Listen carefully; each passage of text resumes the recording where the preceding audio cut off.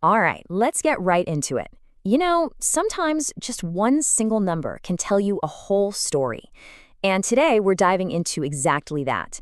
A leaked and, I have to stress, unconfirmed financial figure for the EV maker NIO.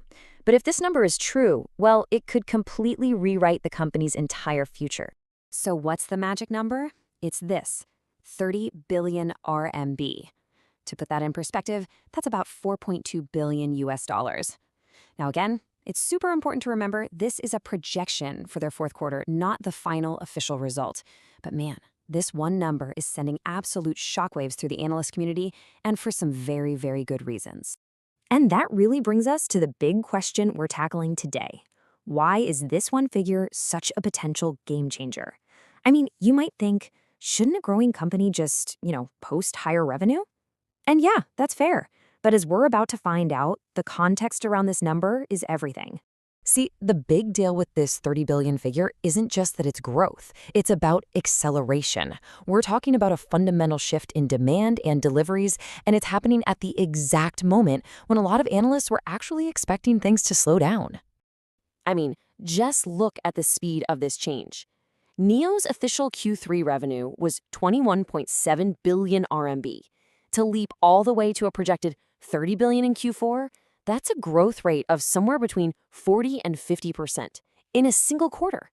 That is not your standard steady growth. That is a massive, massive spike. And when you zoom out, it gets even more impressive. Let's compare it to the same time last year. Back then, Q4 revenue was about 19.7 billion. So hitting 30 billion now, that's way over 50% growth year over year. This isn't just a simple comeback story. It's a huge signal that the company is reaching a whole new level of scale. So here's the bottom line on the revenue side. That 30 billion number is basically a mathematical takedown of the story that's been going around, the one saying demand for NIO's cars was fading. These numbers, they suggest the exact opposite is happening. But that brings up a really critical question, right? 30 billion is awesome, for sure, but we've all seen this movie before. Companies that grow revenue like crazy while burning through even more cash. So is this just growth at any cost, or is there some real financial discipline happening behind the scenes? And honestly, this might be the most incredible part of the whole story, because while that revenue number is shooting for the moon, these leaked projections show something just as important on the other side of the ledger. Their spending is being brought under some serious, radical control. Get a load of this. The projection for R&D spending in the fourth quarter is only about 2 billion RMB. Now, just 1 year ago, in the same quarter, their R&D costs were 3.6 billion. That's a drop of almost 60%. So let's just put those two trends right next to each other for a second. You've got revenue projected to jump up by over 50%, while R&D spending is projected to fall down by almost 60%. That's a profound divergence. I mean, it's the very definition of a massive financial pivot. So you're probably asking, how can they slosh R&D that much without killing their future? Well, this is a textbook example of something called operating leverage. Think about it. All those billions they poured into their platforms, their software, that amazing battery swap network, the really heavy, expensive lifting is done. They finished building the factory, so to speak. Now they can just focus on running that factory at full tilt. And this quote really just says it all. This shift, assuming these numbers are real, signals that NIO is transforming. They're going from being a company that burns cash to build its foundation to a company that's finally starting to harvest the rewards from all that investment. It's a total identity change. Okay, so how is all this even possible on the ground? Operationally, where is this huge volume coming from? Well, this didn't just happen by accident. It's the payoff from a really smart, coordinated strategy that they've been building for years. What they've done is create this brilliant three-pronged attack on the market. First, you have the main NIO brand, which locks down that premium, high-margin segment. Then you have ONVO, their new brand that's built from the ground up to be a mass-market volume machine.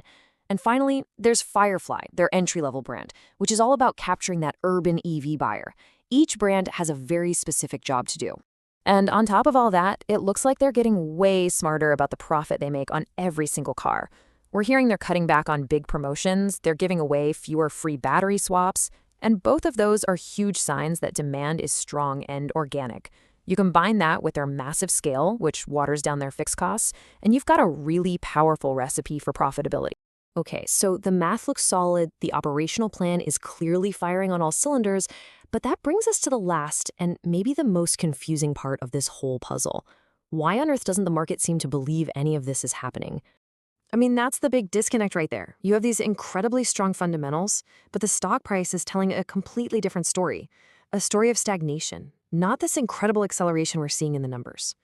And the answer seems to be this perfect storm of external stuff that has almost nothing to do with how NIO is actually performing. You've got year-end tax loss selling pushing the price down.